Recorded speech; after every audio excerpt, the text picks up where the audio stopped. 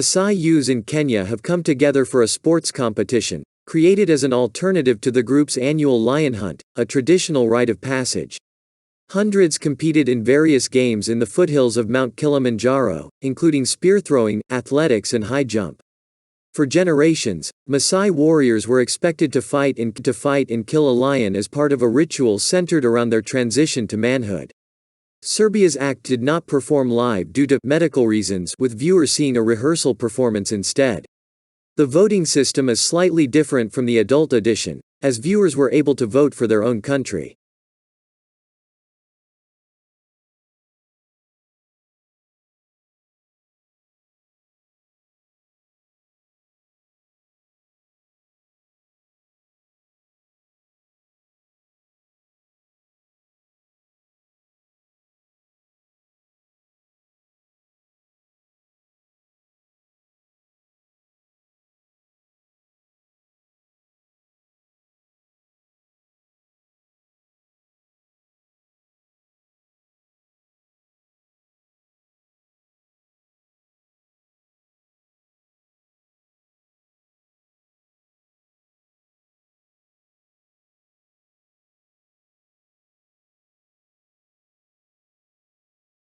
The story of identical twins who spoke to no one but each other for years has been brought to life by a new film. June and Jennifer Gibbons were born in April 1963 and grew up in Haverfordwest, Pembrokeshire. They were taken to Broadmoor Hospital, a high-security mental health hospital, when they were 19, before Jennifer died at the age of 30. Marjorie Wallace, the film's executive producer, described them as brilliant writers with a great sense of humor. For years, they spoke only to one another and, as teenagers, committed a variety of crimes including vandalism, petty theft and arson, resulting in them being institutionalized indefinitely.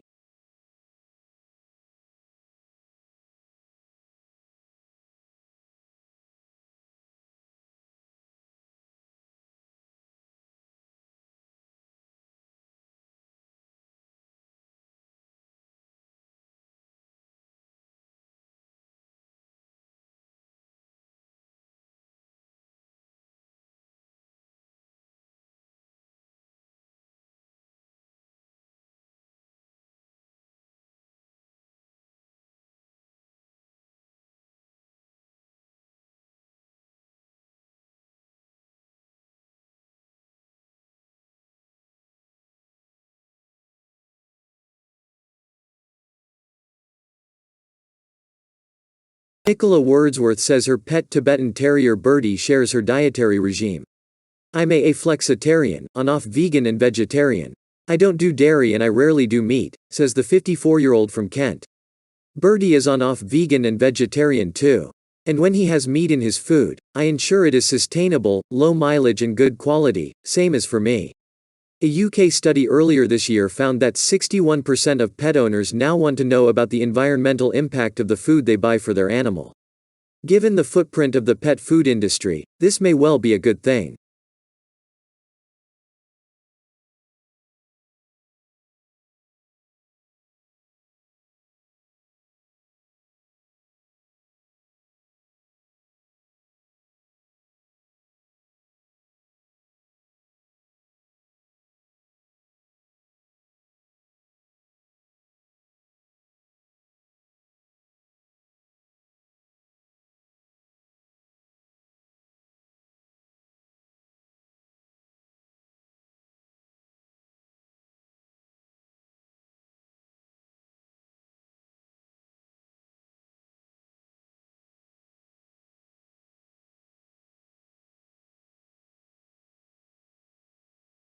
In all my years covering business, I've never witnessed a collision between workers and employers like this. This winter is seeing one of the highest levels of walkouts in recent memory as millions of workers across both the public and private sector are demanding higher pay rises to match the soaring cost of living. More than 1 million working days will be lost to strike action by the end of December, according to projections by the Financial Times. The next 3 weeks running up to the new year resemble an advent calendar of disruption as nurses, transport workers, postal workers, baggage handlers and others have scheduled strikes.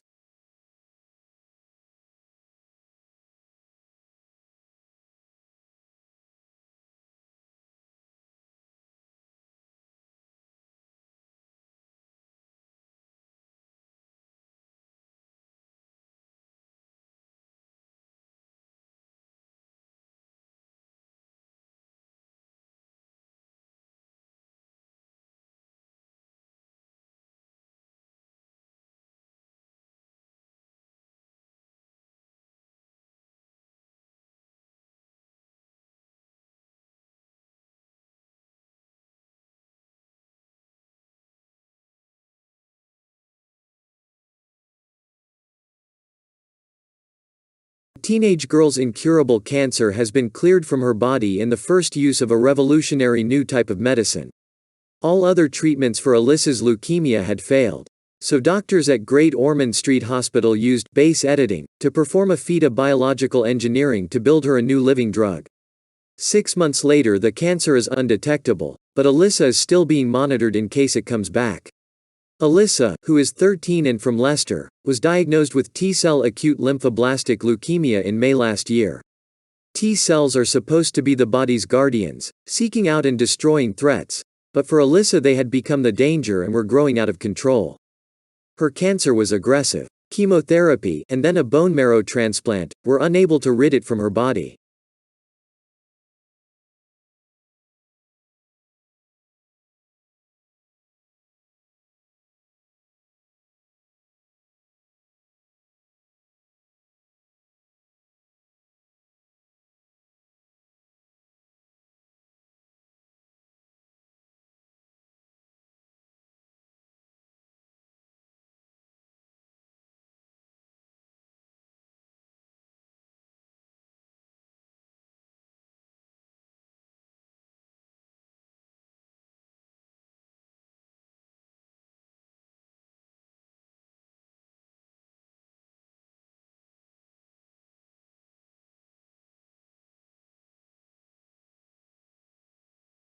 An annual poll by Gallup suggests that women, on average worldwide, have been getting angrier over the past 10 years. Why might this be? 2 years ago, Tasha Renee was standing in her kitchen when a deep, dark, hollow scream emerged from the depths of her lungs. It took her by surprise. Anger has always been an emotion that's easy for me to tap into, she says. But this was like nothing she had felt before. It was in the midst of the pandemic and she had had enough. She'd spent the previous 20 minutes walking around her house listing aloud everything that made her angry. But after the scream, she felt an intense physical release. Since then, together with her partner Jacqueline Faith, Tasha has been gathering women from all over the world on Zoom for sacred rage healing, to talk about everything that gives them rage and then scream it out.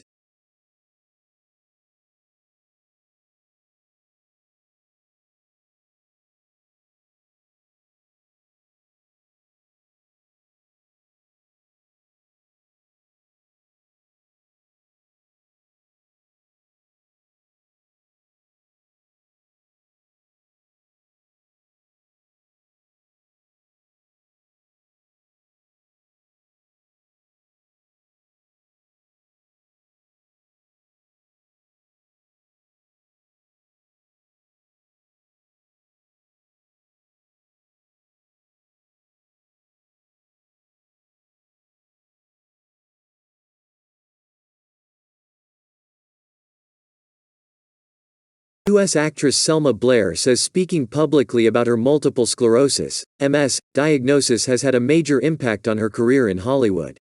When I talked about it, there was so much support, but I never got a job again. Blair had experienced fatigue and speech disturbances since her youth, but doctors took many years to establish what was wrong. Her unexplained health issues led to years of feeling low, but she says she kept them secret. Selma Blair is one of the women featured on the 100 Women list, which each year names 100 inspiring and influential women around the world. This year the list is honoring the progress that has been made since its inception 10 years ago.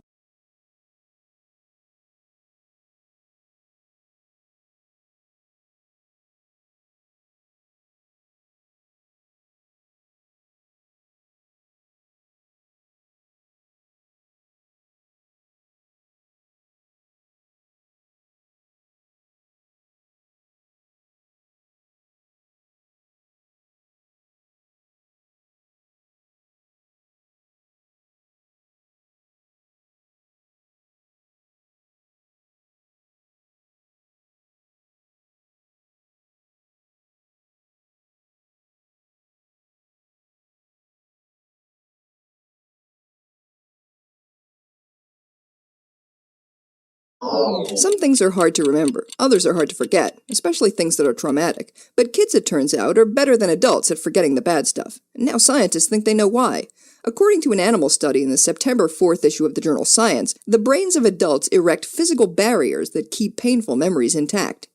As adults, events that emotionally disturb us tend to get seared into our brains, and those memories can resurface, causing anxiety, fear, and even post-traumatic stress disorder. But young brains are much more resilient and can even erase unpleasant memories. To get a better handle on this youthful forgetting, scientists studied the brains of young and old rats. They found that in adult brains, a physical net forms around certain cells in the amygdala, a structure associated with emotional memories.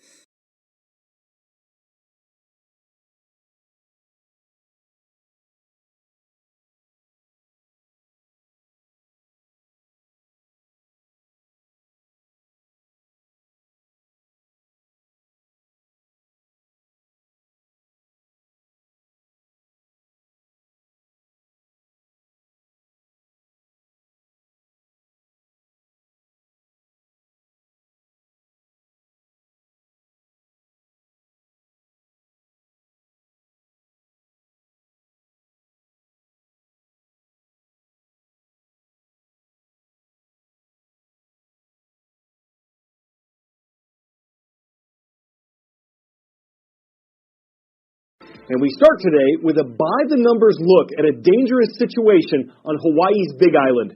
That's where the notoriously active Kilauea volcano has been erupting again for about a week and a half now. The first number we have is almost 2,000. It's how many residents have been evacuated since the volcano started this eruption. Dozens of homes have been destroyed by lava. Next, 12. That's the distance in miles away from the crater that ash plumes could cover if an explosive eruption occurs. Scientists expect more of those in the days ahead, and new lava flows are also possible. $2.9 million is the estimated cost in dollars that Hawaiian officials expect will be needed to protect residents affected by the eruption, and that's for the next 30 days. U.S. President Donald Trump declared a major disaster in Hawaii on Friday. What that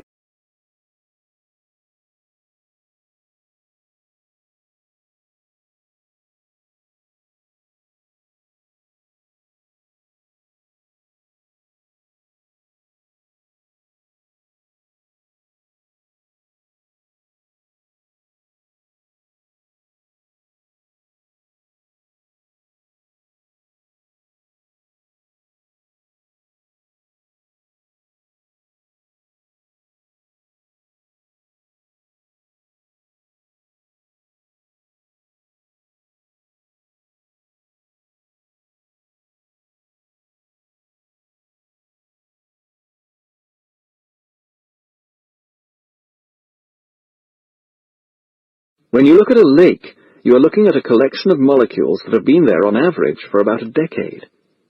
In the ocean, the residence time is thought to be more like 100 years. Altogether, about 60% of water molecules in a rainfall are returned to the atmosphere within a day or two. Once evaporated, they spend no more than a week or so, Drury says 12 days, in the sky before falling again as rain. Evaporation is a swift process, as you can easily gauge by the fate of a puddle on a summer's day. Even something as large as the Mediterranean would dry out in 1,000 years if it were not continually replenished.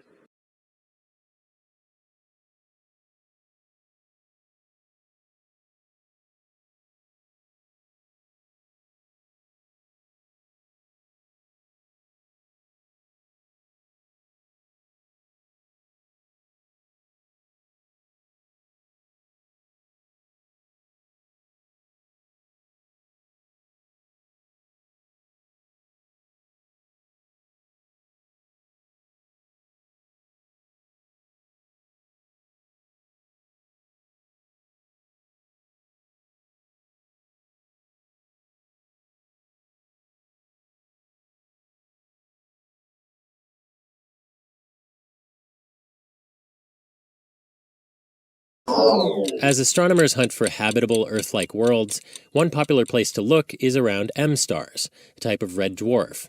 Couple reasons for that. First of all, most of the stars in our galaxy are like this. Eike Günther is an astronomer at the Thüringer State Observatory in Germany. And secondly, the closest stars to us are like this.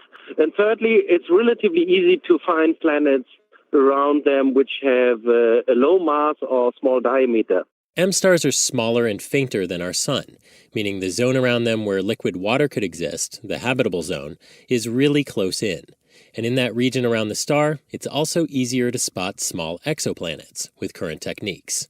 A few months back, Gunther had his telescope trained on an M-star 16 light-years away, known as AD Leonis, when he spotted a huge stellar flare. A Neptune-sized giant exoplanet lurking around the star appears to have survived unscathed. But the event inspired Gunther and his team to ask how that huge flare would have affected a hypothetical Earth-sized exoplanet orbiting the same star. So they ran a computer simulation. The result? A shower of X-rays thousands of times stronger than what the sun unleashes on the Earth would have blasted away much of the imaginary exoplanet's protective ozone. And multiple such flare events would be disastrous for life as we know it. So this analogon from just taking the Earth and then saying, okay, we put it in the habitable zone, and that's how a habitable planet looks like, that's presumably wrong. He presented the observations at the recent European Week of Astronomy and Space Science Conference in Liverpool. Gunther says, if anything, this finding makes weird planets hugging M-stars even more intriguing in terms of planetary diversity. I would say keep looking. NASA's Transiting Exoplanet Survey Satellite, or TESS, is set to launch April 16th. If all goes well, it'll soon be looking too.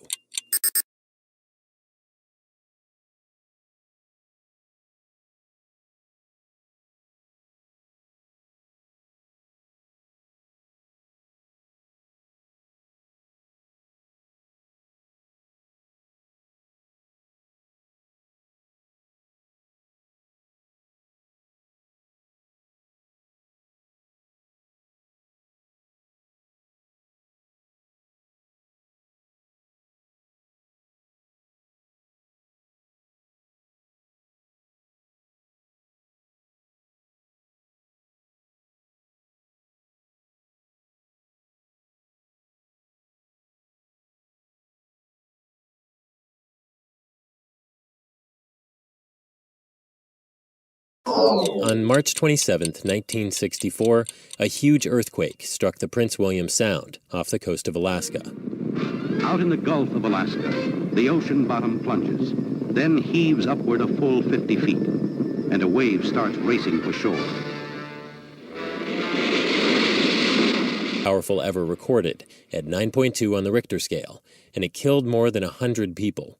And just like the devastating Sumatra quake of 2004 or the Chilean quake in 2010, the Great Alaska Earthquake struck right around the time of the full moon. Coincidence? In 2016, Japanese researchers concluded that large earthquakes might indeed be more likely to occur during times of significant tidal stress. That's when it's either a new or full moon. And the news rumbled through the media, despite the study's small sample size of just a dozen large quakes. Now seismologist Susan Huff of the U.S. Geological Survey has done a much larger analysis.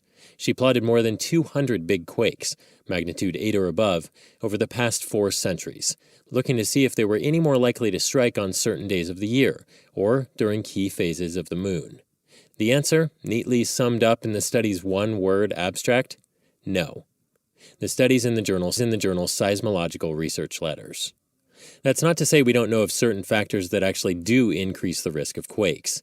Huff says the ground injection of wastewater, oil and gas production, fracking, and damming up waterways can in some cases cause quakes. Just don't blame it on the moon.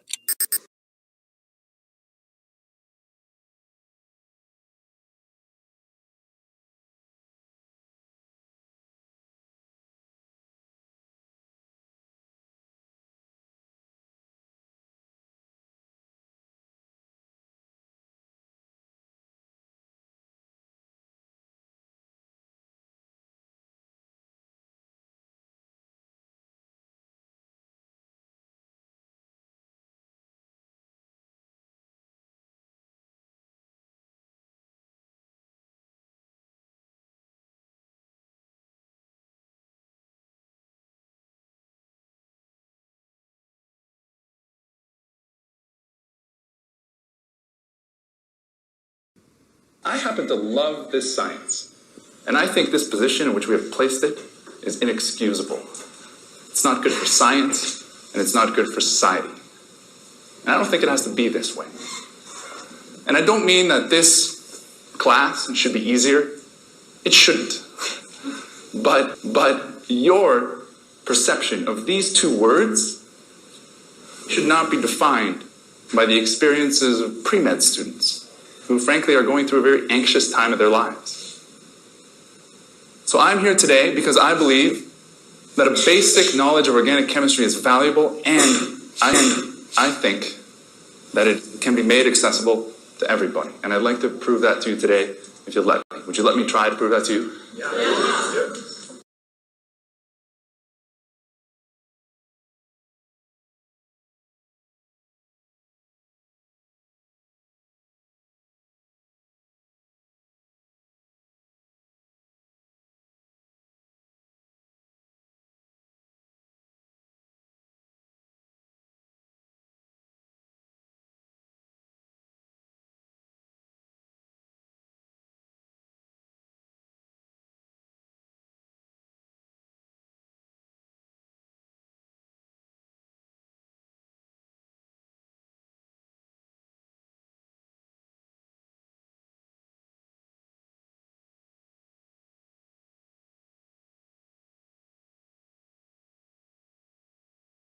Abandoned pueblos are scattered throughout the southwestern U.S., and at many, archaeologists have uncovered a curious artifact, the skeletons of scarlet macaws. The bird's bright red feathers are known to have been an important status symbol, a signifier of prestige, for people throughout the American tropics and the Southwest, both in the ancient world and today. But macaws are a tropical bird, whose range never extended north of today's U.S.-Mexico border. So how did the Pueblo people obtain the birds? To examine the bird's origin, scientists sequenced mitochondrial DNA found within macaw bones from two sites in New Mexico, Chaco Canyon and the Mimbres region. Turns out nearly 3/4 of the birds had identical mitochondrial genome sequences, meaning the ancient birds came from the same maternal line. That suggests they were all the products of a breeding operation, perhaps in modern-day northern Mexico, rather than a random collection of wild-caught birds.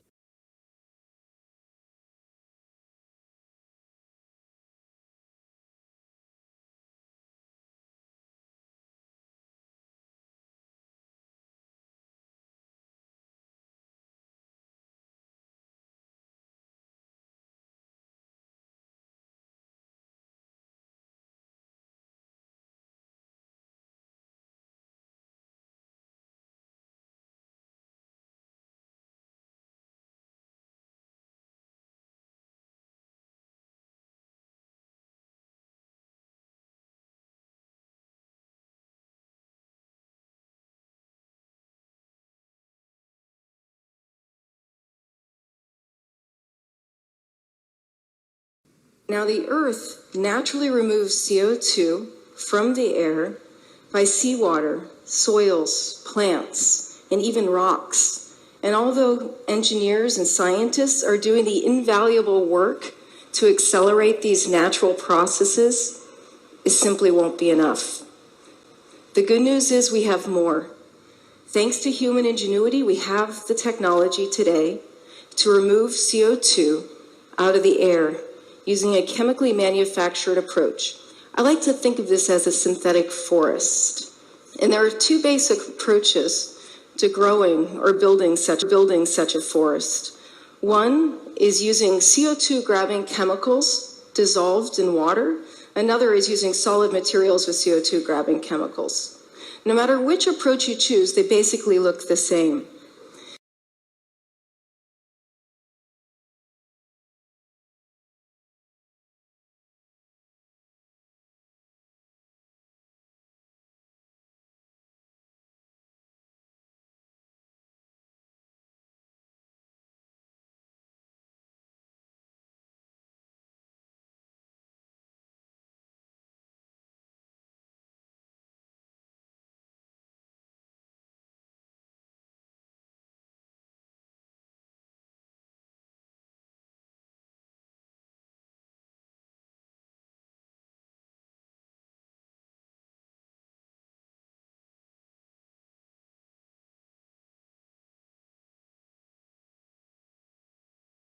Last year, astronomers observed two neutron stars collide, a crash transmitted in gravitational waves to detectors here on Earth.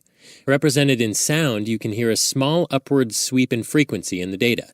if you listen closely. Several seconds later, the first waves of electromagnetic radiation arrived here on Earth, the first time a collision has been detected by both light and gravitational waves. And it's in studying the electromagnetic echoes of the collision that astrophysicists have gotten a far better glimpse of what really happened after those binary neutron stars merged 130 million light years away. Oh, yeah, absolutely. So it gives us an understanding of basically all the nitty-gritties of what is going on after the merger takes place. Kunal Muley, an astrophysicist at Caltech. First, he says, the stars collided, creating a massive black hole-like object, which started sucking up the cloud of neutron-rich cosmic debris left over from the crash. But its appetite was limited. It cannot eat all of it, so some bit of it basically escapes. Those escaping leftovers spewed outward into space as a powerful jet. But along the way, Muley says, the jet appears to have interacted with that cloud of neutron-rich material, blowing up a sort of cocoon within the debris floating around the collision, until finally the jet burst out and slammed into interstellar space, releasing yet more radiation we could detect here on Earth.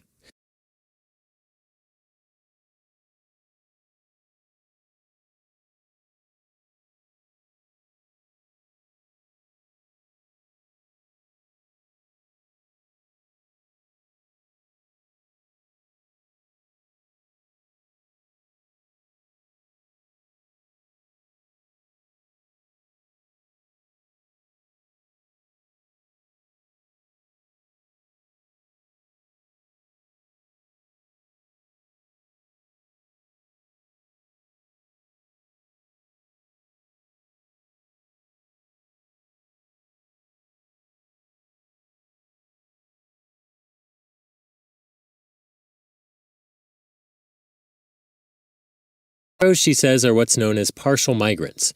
Every year, some members of the population migrate between breeding grounds and their overwintering grounds, like parking lots. But others just stay put. So Townsend and her colleagues wanted to know if that urge to migrate was something individual crows can turn on and off. To find out, they captured 18 crows from overwintering spots in California and New York. They fitted the birds with little backpack satellite tags and tracked them for several years. Overall, 3/4 of the birds migrated, an average of 300 miles. And more importantly, if they migrated once, they did it every year, suggesting traveling is not a habit they switch on and off. The researchers also found that migrating crows returned faithfully to the same breeding grounds every year, but they were more flexible on where to overwinter, which could be a good thing.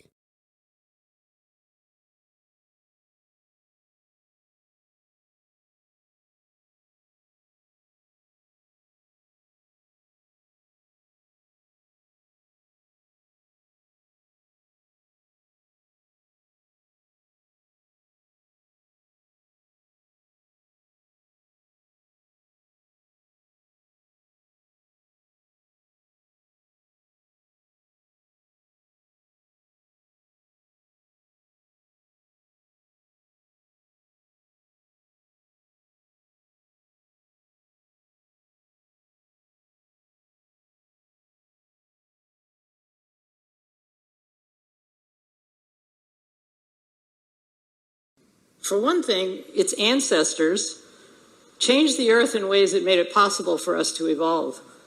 And hidden in its genetic code is a blueprint that may inspire ways to reduce our dependency on fossil fuel. But the most amazing thing is that there are 3 billion of these tiny cells on the planet, and we didn't know they existed until 35 years ago. So to tell you their story, I need to first take you way back, 4 billion years ago, when the Earth might have looked something like this. There was no life on the planet. There was no oxygen in the atmosphere. So what happened to change that planet into the one we enjoy today, teeming with life, teeming with plants and animals?